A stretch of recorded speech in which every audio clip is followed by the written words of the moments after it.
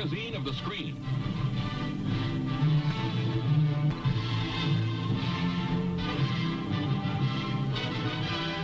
One of a series of educational records of our time.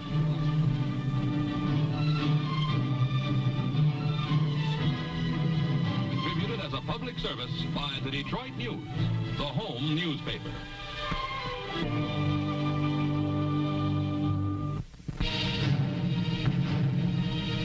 On the sandy wastes at Yucca Flat, Nevada, a new series of atomic explosions are set off.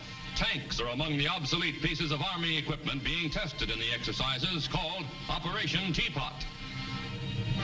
More than 9,000 servicemen have been assembled at the proving grounds, ready to take their places in forward trenches. In the grim new age of warfare, today's fighting men must be taught survival on an atomic battlefield. While the troops take cover, the Army's giant new 100-inch camera is pointed toward the blast tower. Men tensely eye the control booth as the seconds tick off.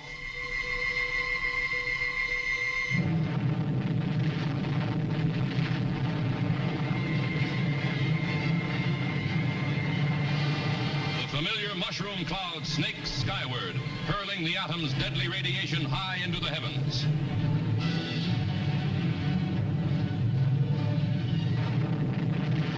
And shock waves roll over the men huddled in the trenches. Never before have we had such a close-up view.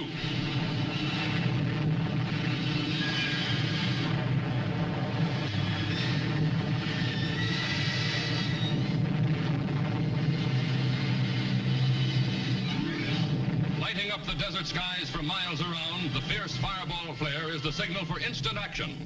Quickly, the men are ordered to leave their positions. The explosion's radioactive fallout is almost as dangerous as the blast itself.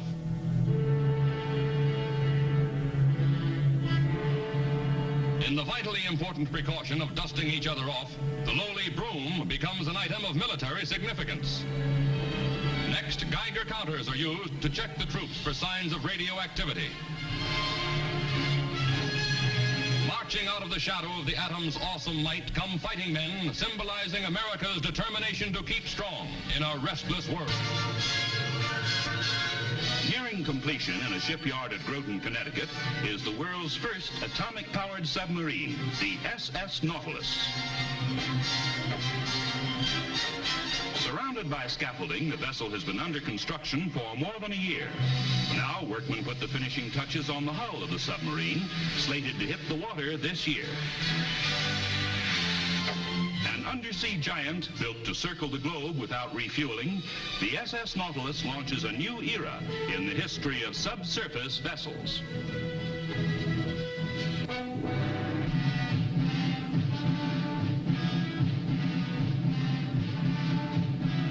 Troops in Nevada prepare for an underground atomic explosion, the first ever photographed.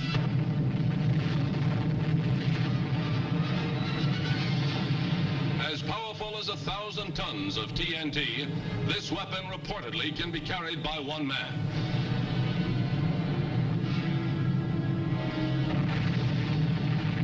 Radioactive debris flies skyward from another underground explosion as a new weapon, the atomic satchel, joins America's arsenal.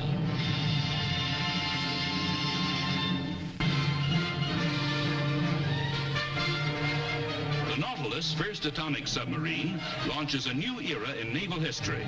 Mrs. Dwight Eisenhower arrives for the ceremonies. The First Lady, momentarily distracted, must swing quickly to christen the undersea's giant. Majestically, the fabulous submarine slides down the ways. Built at a cost of $50 million, she will be able to circle the globe in 29 days without resurfacing on a few nuggets of uranium. Her torpedoes can be mounted with atomic warheads, and she can operate at depths which would crush the conventional submarine. The 300-foot, 3,000-ton Nautilus will also have a speed of better than 20 knots underwater. The age of atomic navies is born. The tower on which Britain will explode her second atom bomb rises stark above the Australian desert. Cameramen at the testing site wait tensely, then...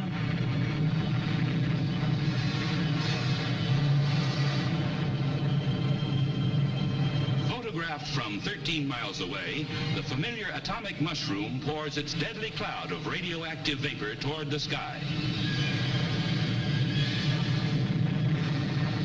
Scientists term the tests a complete success, another milestone in the atomic age.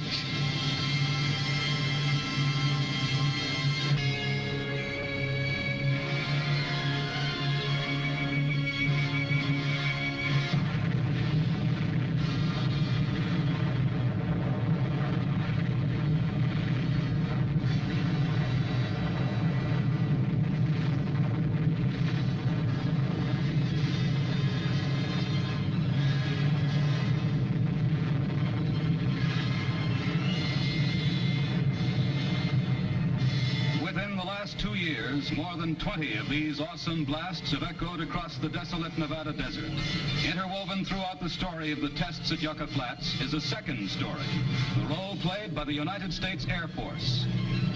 2 Air Force sniffer planes fall the assignment of invading the atomic cloud to gather specimens of radioactive particles for analysis by nuclear scientists. The sniffers carry filter traps mounted on the wings and fuselage during their cloud sampling missions. Their crews do a job considered impossible a few years ago. Today, advanced techniques permit the men to stay inside the radioactive cloud for a time without harm. Other Air Force experiments probe the effects of the blinding atomic light on the eyes of aircraft crewmen. Many types of goggles and protective lenses are tested. The volunteers will look directly at the fierce fireball flare of the atomic burst.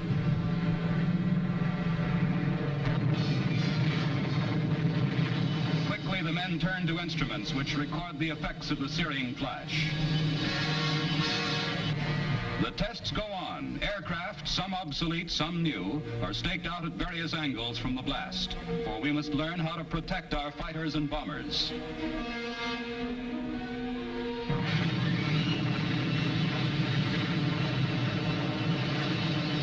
Special cameras in slow motion record each fraction of a second as the aircraft disintegrate under the shattering impact of this powerful force for destruction. From these films, the Air Force adds new pages to its knowledge and mastery of atomic warfare.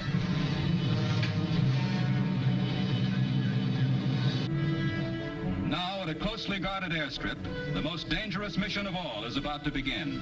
A B-50 waits to be loaded. For security reasons, the screen must be partially blacked out as an atom bomb is raised into position under the eyes of the supervising engineer.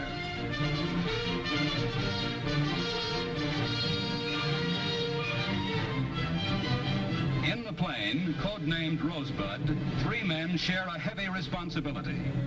The pilot, the radar navigator, and the bombardier. The target is that X 6 miles below. You're about to see the closest shot of an atom bomb blast yet released for public view.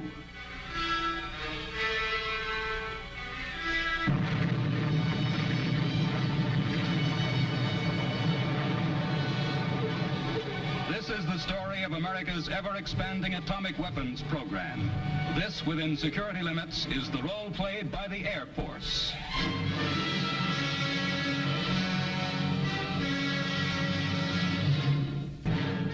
Now, for civil defense, another realistic test is held.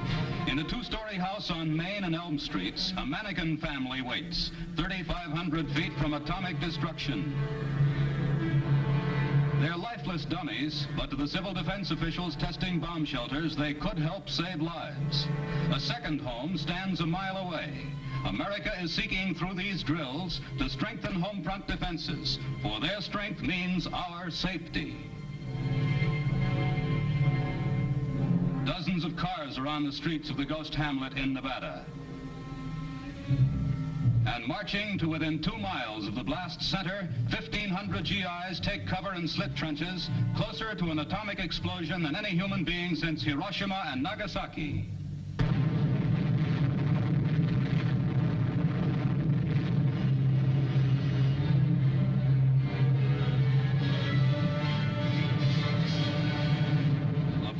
Blinding flash silhouettes observers 7 miles away. Then its ugly mushroom cloud swirls skyward. Within an hour, the dirt-caked troops, all safe, have abandoned their foxholes and are pushing through a veil of dust as GIs pointing Geiger counters lead the way. closest house is leveled by the blast, equal to 15,000 tons of TNT, but small as A-bombs go. The second building, 7,500 feet from the explosion, still stands. Although protected by every device known to atomic scientists, troops are unable to penetrate to the blast center for many hours because of the deadly radioactive contamination shrouding the area. Val Peterson, Civil Defense Director, warns us to prepare, for this could be your house and your window. Here again, the atomic blast. 3,500 feet away, a split second later,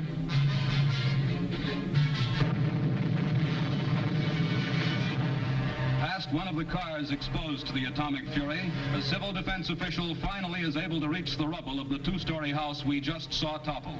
Almost unbelievably, mannequins in the basement bomb shelter are found to be unharmed. The second house seems to have suffered comparatively minor damage. Windows have been blown in. All Americans must work together, for the stronger our home front defense is, the less the chance an atomic attack will come.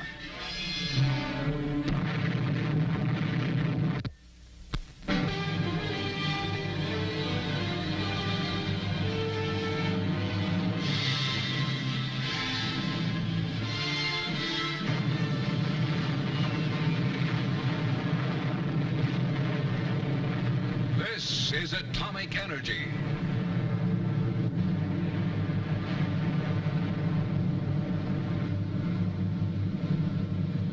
This is the force of 20th century man, a powerful force for destruction, a force that may be preventing a new world war. This, too, is atomic energy, harnessed by American scientific genius to benefit all mankind through dramatic new discoveries in industry and agriculture, biology and medicine. 10,000 scientists and engineers are at work to prove that atomic energy does not mean only the atomic bomb. The master-slave manipulator at the Argonne National Laboratory, for example, makes possible important industrial research. Behind glass and concrete walls 3 feet thick, the operator is protected as he removes from its lead-shielded cask a container with a dangerously radioactive metal inside. The manipulator imitates the human hands in grasping, lifting, moving, and turning objects. Here the container is placed below a saw. A switch is thrown, and the saw bites into the metal. Intently now, the scientist watches the end of the container drop off. Next, the slave hands remove the tube and carefully shake out the radioactive metal for testing. The manipulator grasps the hot material and, directed by the scientist, places it under a hardness tester. A dial records the intensity of pressure. A microscope attachment enables study for industrial purposes of the effects of radioactivity on the hardness of metals. Strictest security safeguards America's atomic secrets. Every person working on a nuclear research project is intensively screened by the Atomic Energy Commission's protective force.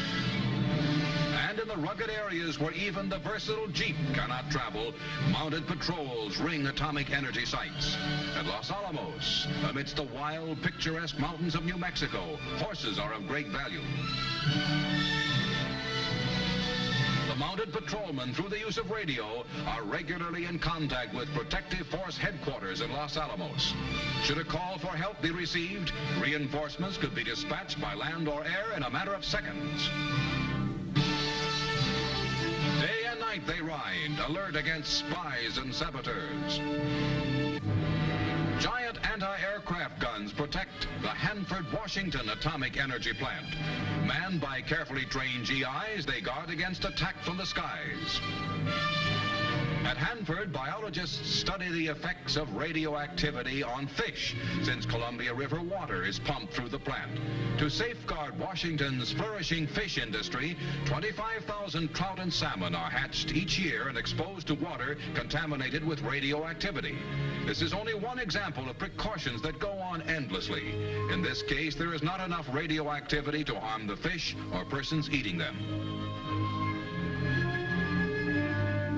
Hanford biologists are conducting similar experiments on sheep, feeding them pellets with radioactive ingredients. The paths of these substances are traced through the sheep's body. These experiments could be of tremendous importance to biologists and doctors, increasing their understanding of the processes of human life. In the field of agriculture, an isotope hothouse has been built at the Argonne Laboratory. Radioactive forms of plants are grown and examined under controlled safety conditions. Here a study is made of radioactive drugs which have been taken from the harvested plants. These drugs, which must be handled with gloves under a protective hood, undergo special analysis to determine how they can be most effectively employed by doctors in medical research.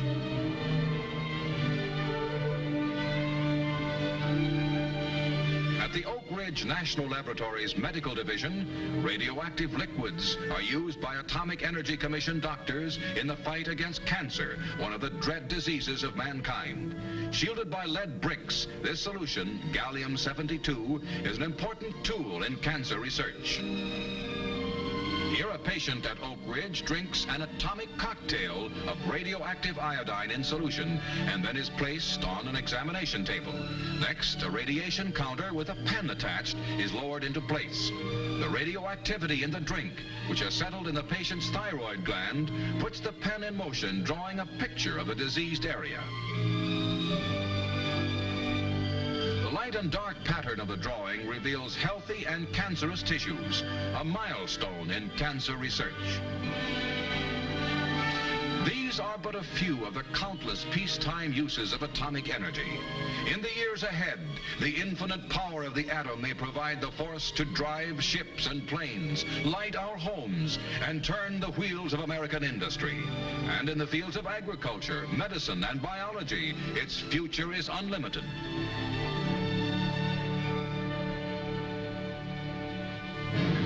With the atomic bomb, American scientists unlocked the devastating might of the atom. Today, they are engaged in the task of releasing atomic energy slowly, gradually, in ways of lasting benefit to a world at peace in the atomic age.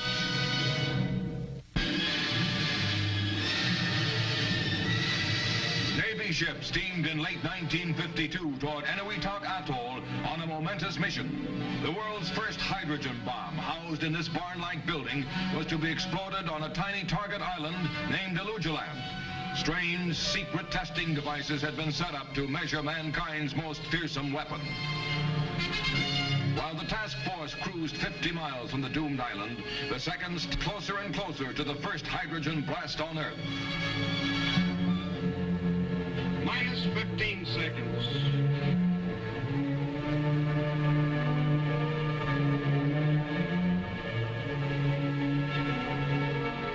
Minus 10 seconds. 9, 8, 7, 6, 5, 4, 3, 2, 1, 10.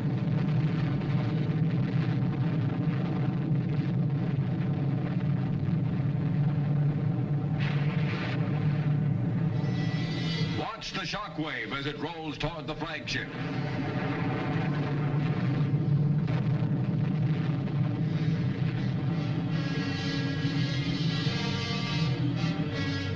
The fixed and boiling cloud surges to a height of 40,000 feet 2 minutes after zero.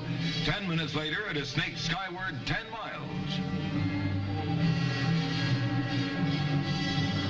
Observers fly toward the target center. The islands surrounding Elugeland have been swept almost clean by the fireball flare, which enveloped an area 3 miles wide in the twinkling of an eye. Elugeland is gone. Nothing there but a deep crater and water. From an island that once was, but is no more, out of an ugly mushroom cloud, mankind enters the hydrogen hydrogen age, an era of danger, of challenge, of opportunity. Survival Town Atom Test measured a model village in the Nevada desert against the awesome power of nuclear energy. Buildings of various materials went up. $1 million worth of equipment was installed, including lifelike mannequins, and tons of food to measure the contamination caused by radiation. The big dolls were Survival Town's sole inhabitants. Tanks took part in their first atomic maneuvers, some less than a mile away, the closest yet in any test. Nearly 6,000 persons participated, including troops sheltered by trenches. Many cameras in many locations filmed the single blast.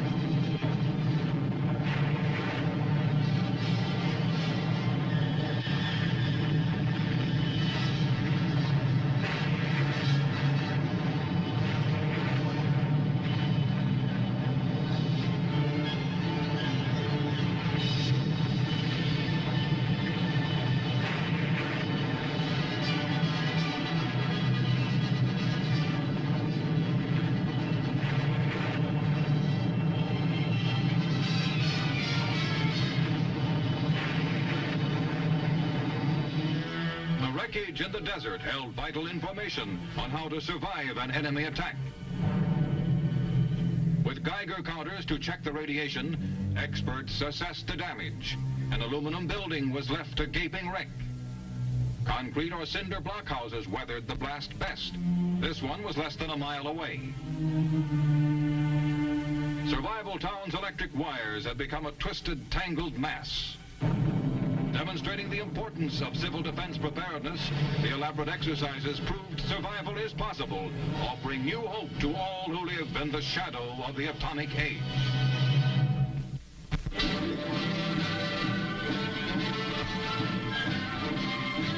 This is one in a series of edubers by the Detroit News, a home newspaper.